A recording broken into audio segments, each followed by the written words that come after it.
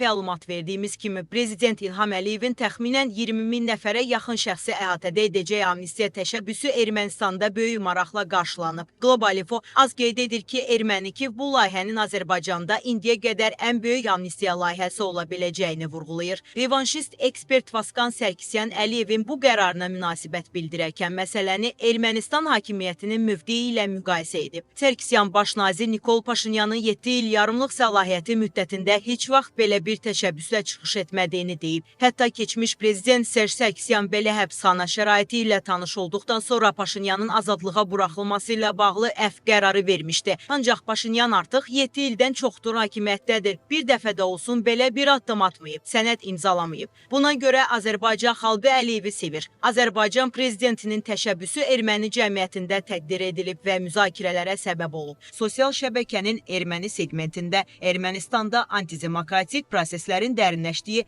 qərb dairələrinin buna səssiz qaldığı yazılır.